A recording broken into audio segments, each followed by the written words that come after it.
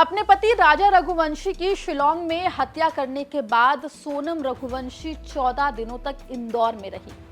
ससुराल वाले और अपने परिवार वालों से छिपकर सोनम रघुवंशी राज कुशवाहा और उसके 3 साथियों की मदद से जिस मकान में रही थी, उस मकान मालिक से एमपी तक ने एक्सक्लूसिवली बातचीत की है।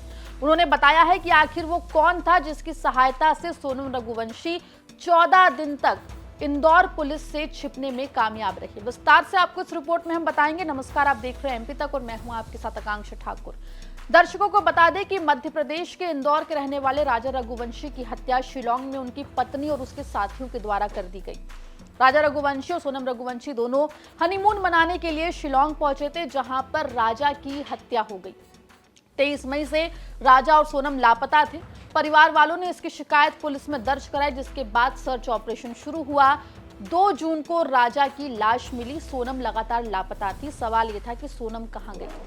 पहले यह कयास लगे कि सोनम की किडनैपिंग हो गई है, लेकिन 9 जून को बहुत ही फिल्मी अंदाज में सोनम रघुवंशी ने अपने भाई को फोन किया और जानकारी दी कि वो उत्तर प्रदेश के गाजीपुर में है और वहां से उसको वो ले जाए। सोनम के भाई ने पुलिस को इत्तला किया। गाजीपुर पुलिस सोनम को अपनी हिरासत में लेती है और शिलांग पुलिस, इंदौर पुलिस रवाना होती है सोनम की गिरफ्तारी के लिए। इस बीच में शिलांग पुलिस ये खुलासा करती है कि राजा रघुवंशी का हत्यारा कोई और नहीं बल्कि उसकी नई नवेली दुल्हन सोनम रघुवंशी है।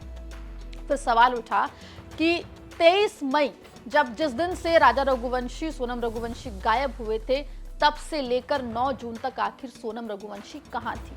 अब जब शिलांग पुलिस ने सोनम, राज रघुवंशी और उसके दूसरे साथियों को गिरफ्तार करके पूछताछ की, तो पता चला कि राजा की हत्या करने के बाद सोनम ट्रेन, बस और टैक्सी के सहारे इंदौर वापस आई थी और इंदौर में ही 14 दिनों तक रही थी। जब सोनम और राज को यह पता चला कि पुलिस को उनके इस पूरे कारनामे की भनक लग गई है, तब इन्होंने एक और प्लान पे काम करा और सोनम को जैसे तैसे गाजीपुर पहुंचाया। और सोनम को लगा कि वो वहां पहुंचकर अपने घर वालों से अपनी किडनैपिंग की बात कहेगी और सब उसके ऊपर भरोसा कर लेंगे। लेकिन सोनम भूल गई वो डायलॉग जो अक्सर फिल्मों में भी सुनने को मिलता है कि कानून के हाथ लंबे होते हैं, और इन लंबे हाथों ने सोनम को और उसके साथियों को भी पकड़ लिया। आपको बता दें कि अपने पति राजा रघुवंशी की हत्या करने के बाद सोनम रघुवंशी 14 दिनों तक मध्य प्रदेश के इंदौर में, यानी कि अपने गृह क्षेत्र में ही रही। आपको बता दें कि एक किराए के मकान में सोनम रही और इस किराए के मकान का इंतजाम किसी और ने नहीं बल्कि राज के जिगरी दोस्त विशाल ने ही किया था।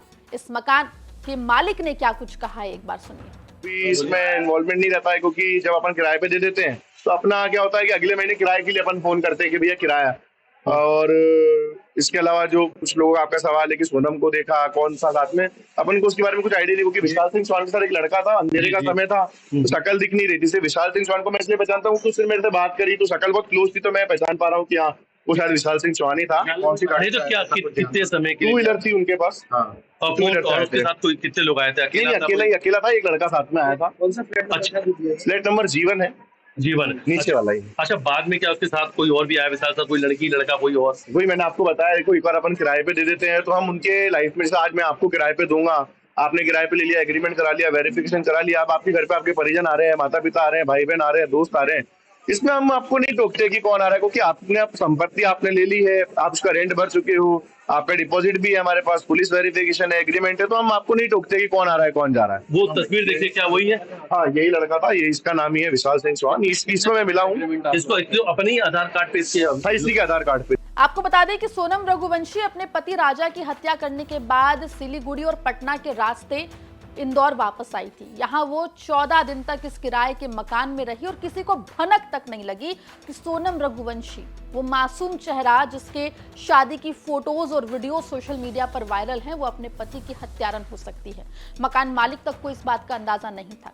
जब ये पूरा मामला मीडिया में आया और जब विशाल का नाम इस पूरे मामले में आया, तब मकान मालिक खुद सामने आया और उन्होंने बताया कि सोनम रघुवंशी के लिए इस मकान को कथित तौर पर विशाल ने किराए पर लिया था। फिलहाल इस पूरे मामले में शिलांग पुलिस ने सोनम रघुवंशी, राज कुशवाहा और उसके दूसरे साथियों को गिरफ्तार कर लिया है।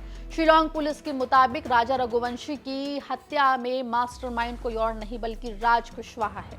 राज कुशवाहा जो सोनम से 5 साल छोटा है। सोनम और राज का प्रेम प्रसंग चल रहा था और इसी के चलते राजा रघुवंशी को रास्ते से हटा दिया गया।